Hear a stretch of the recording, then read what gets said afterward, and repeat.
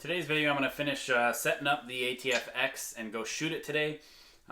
Should be pretty straightforward. Just going to pull stuff off of the Radical Pro, throw it on because it's always the same as far as I'm concerned, from the outside of the riser to the center line. So I won't even have to adjust my center shot or my knocking point, because the relationship between where the grip and the knock and the plunger holes are all the same. So I really don't have to ever adjust any of those things in my experience with all the Win&Win stuff. So this will be really quick and prep going outside.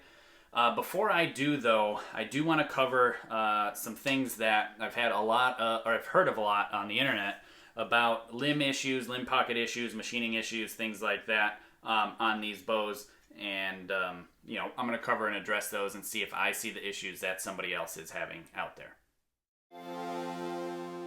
If you're new here, my name's Jake Kaminsky. I'm a two-time Olympic silver medalist in the sport of archery. We're going to make this channel a great resource to all types of archery, so if you haven't yet, hit that subscription button and the notification bell. So that way you know when I upload new videos. I'm uploading a lot and trying to make you a better archer. Okay, so before we get into that, obviously, string walker these days. So thanks to the person who helped design these shirts, by the way. I can't thank him enough. It's been amazing. If you want to check out some apparel or ways to support me and my channel, like Patreon, things like that, some of the books I have available, check out links in the description below for my website. I'll put a card at the top here too. Thank you genuinely to everybody who supports this channel. It really allows me genuinely to make this free content for everybody. And from what I've seen on all these comments, it's really, really helpful to everybody out there. So thank you. First off, I heard something about the machining issues where they did the right and the left half differently. And I just don't see that. I mean, there is a difference in where there's a ridge essentially, but you're machining a right half and a left half based on this cross lattice type of design, and it's gonna happen. You know, even in the center where they've machined out parts of it, there's these little ridges here, and that's probably purposeful, because I just don't see the need for there to not be a ridge there. Yes, there's an extra process involved. These risers are expensive. You would expect something potentially different, but I don't see the ridge that somebody was really complaining about that is, really hampering it. And, they are having some other issues. That specific person is having issues with the limb alignment shifting, and I'm not seeing that. Like, I can take the limb, and they were showing with the bow strung that they could shift the limb left and right. And I can tell you, if I grab onto it and I pull, I mean, I cannot, there is no play, just like every other bow out there. Now with it unstrung, yeah, there's play, but every bow has play, and I'll show you. So here, left and right, there is play. Agree, 100%. But if I take a set of limbs, stick it in this TFT,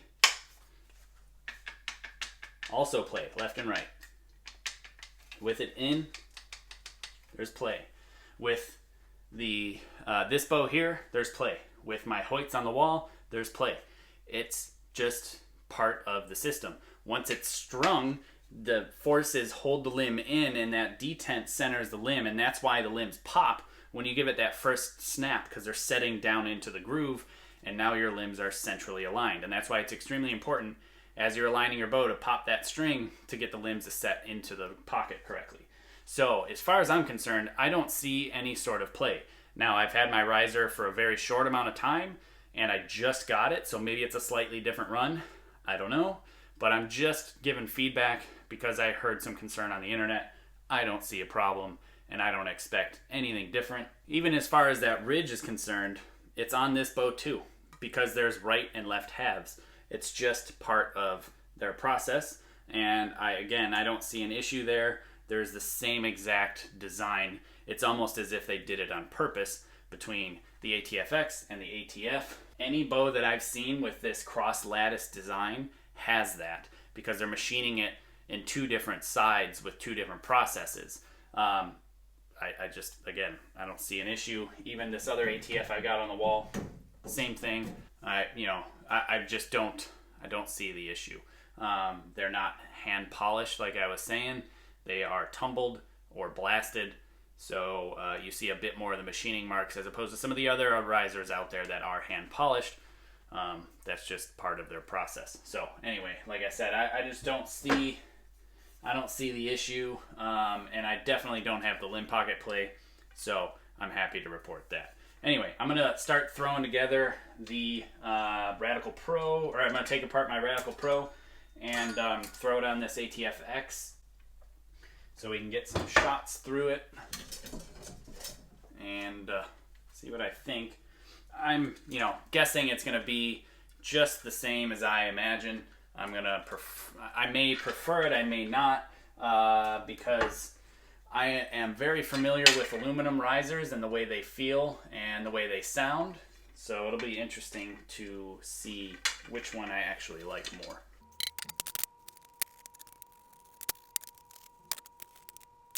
Starting to feel like a real bow now, nice and heavy. Pretty light. It's really light without anything on it. So that might be a good thing for youth and female archers out there.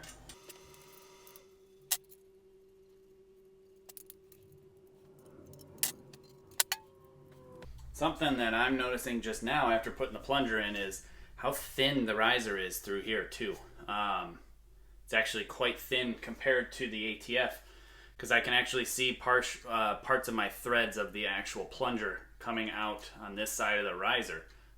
So that is actually kind of interesting, and because of that I'm going to check my center shot just to be sure. So at the end of the other video that I did on this, I did align it really quick, so I know that the limbs are aligned to each other and to the center of the bow. So I'm just going to quick check my center shot and quick eyeball it to see if I really even need to do much with it. And it's actually really far out. So this is the first one, the first Win&Win that I've had that I needed to adjust my center shot on from switching risers. So that is something to note. This riser is not the same dimensionally as the ATF. There is a slight difference. It looks like maybe this surface is the same instead of this surface. So now it's thinned up, so it's protruding out further, and now my center shot is off to the left. So I'm going to quick throw the bow vise on here, adjust my center shot, and then we'll go shoot some arrows.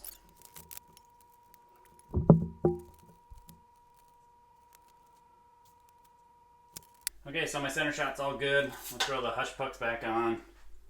Again, I put them right where the wedge ends, so then that way this part of the limb is flexing and this part staying stationary. I put it right at the end where those two join, so it absorbs the most vibration but doesn't slow my limbs down. Alright, the alignment is good, and I'm gonna go fling some arrows for the first time with this. Looks like the knocking point is off too. Interesting. I think they changed a lot on this bow. Let's see how far off. First I'll check my tiller, make sure that's okay. I'm good there. Nope. It's exactly the same where I put it. 1/2 inch above center is where I started. Just that's where some people have told me to start with shooting these bare bows with the knocking point. They say start with it 1/2 inch above center and an even tiller, and then go from there with your tune. I haven't shot enough. I haven't spent enough time. I've been doing a lot of other things in the interim and just really haven't been shooting a whole lot. So I haven't had the opportunity to play with the bare bow setup yet.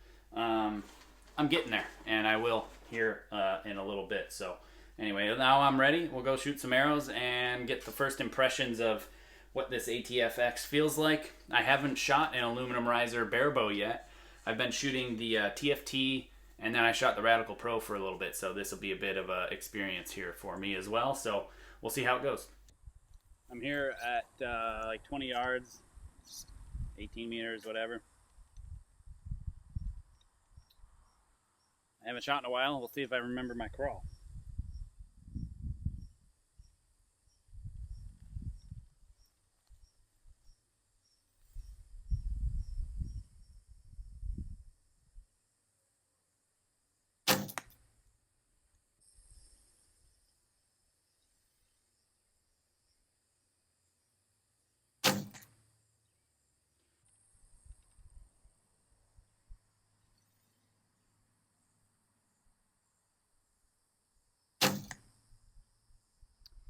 It has a different feel.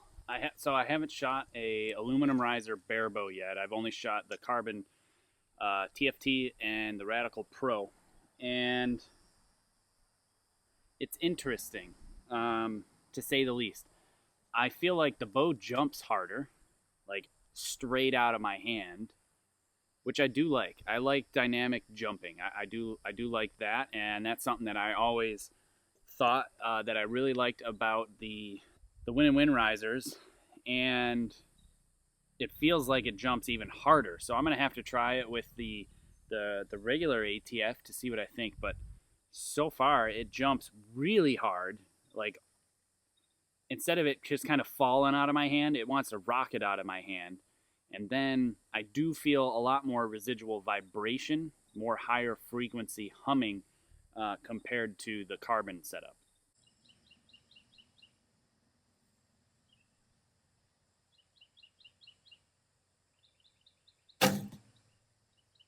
So I like the way it jumps. It feels like a bare bow sounds with the vibration. Like, you know, as an unsuspecting, never shot bare bow recurve shooter, it feels exactly like they sound. Like, no dampening, just pure vibration.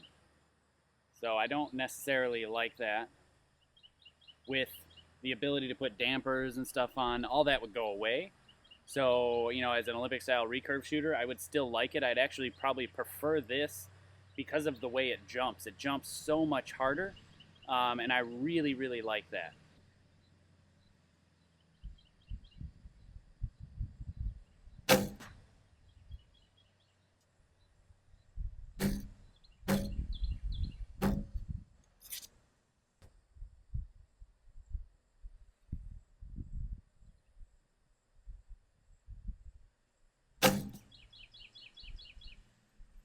I like it.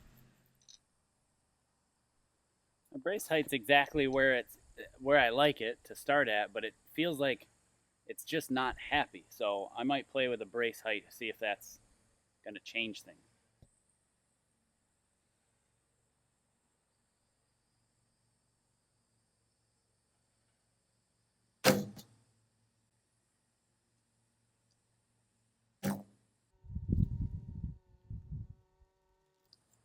So I'm gonna go up in brace height first. I'm at 22 and a half. I gave it 4 twists, so we'll see what happens. All right, now I'm at 23. So this is the highest I'm gonna go with it. Sounded different already off the pluck.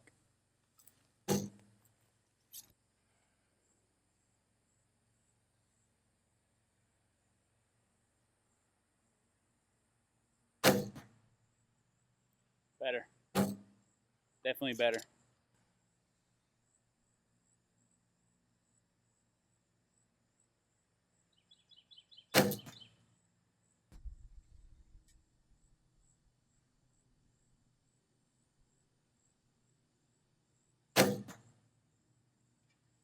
Yeah, that feels better. Less angry on the vibration, but doesn't jump as much. So I might come down a little bit and see how that works.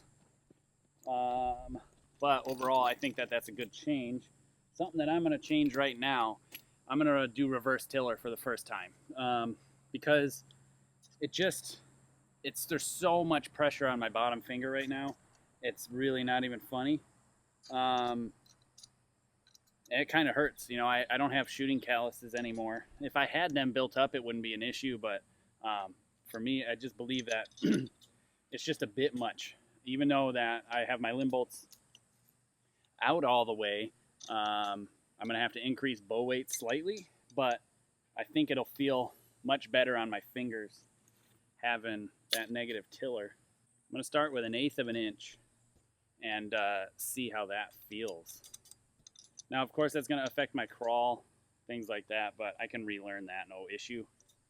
So we'll see how it goes.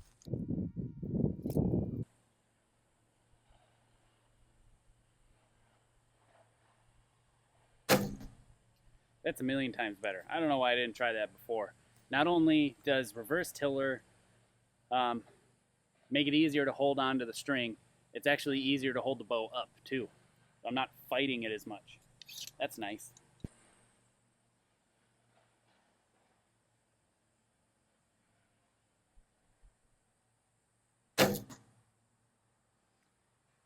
think the bow feels maybe a little happier too. But it's actually more steady to aim with that way too.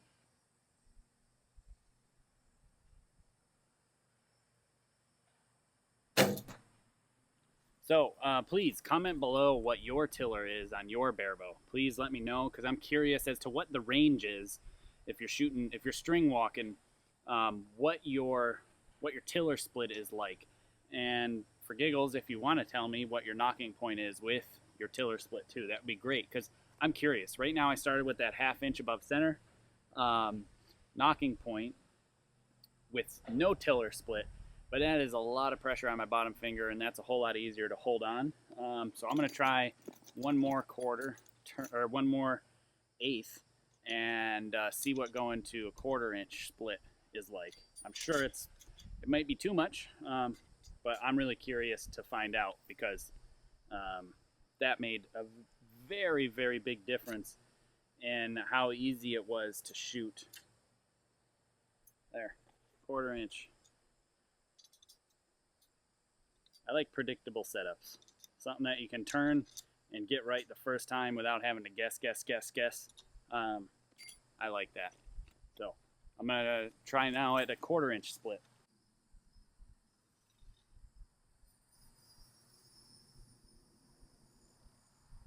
I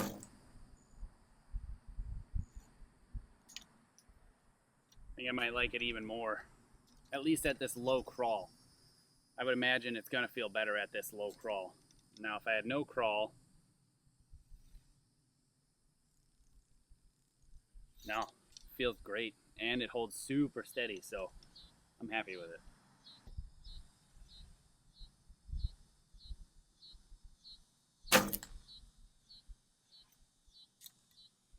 The bow still jumps hard, and the vibration is much less with that tiller split.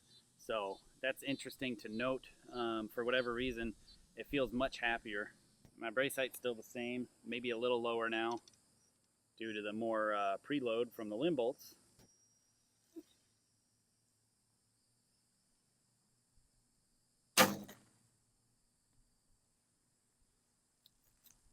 Interesting.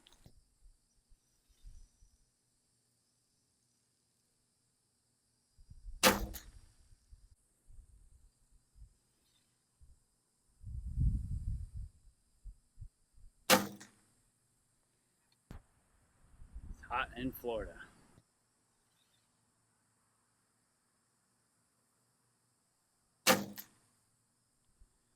Ooh, I'm shaky. I am weak again. I need to shoot more. So that'll come, I think, this week. So on the ATF-X, I really like it. I do like how it jumps a lot more. Now that I've got my tiller played with and my brace height set a little bit better, the vibration has come down quite a bit. These are the MXT GF limbs, so the graphene foam limbs, not the wood ones. So these tend to have a bit more vibration anyway. Overall, I'm really happy with it. I am surprised, though, to see the dimensions has changed. So my center shot needed to be adjusted. That's the first riser that I've seen since the, I believe, since the AXT. Every bow since then, since the AXT and the Inno Max, since those two, nothing has changed. This is the first one that has, so that's interesting. I don't know why. I'm going to ask him about it and see why. But overall, I'm really happy with it. And like I said, I don't see that limb play that somebody else was having issues with. Could have been an early riser that they got, a little defect. Who knows? I'm sure that Win&Win will take care of them if they reach out to Win&Win, that is. So, I mean, just for quick information, if anybody ever has any issues with any equipment, any company, contact the company, and I'm sure the company will take care of you. They should right the wrong if there is something wrong due to their design, or things fall through the cracks when it comes to quality control. So anyway, that'll about do it. Thank you for watching. Thanks for watching, and thank you to my Patreon supporters. If you want to become a Patreon supporter or check out books, apparel, and some seminar info, head to jkaminsky.com, and be sure to hit that subscribe button and the notification bell to be notified every time a new video is uploaded. And I appreciate you watching. Thank you again.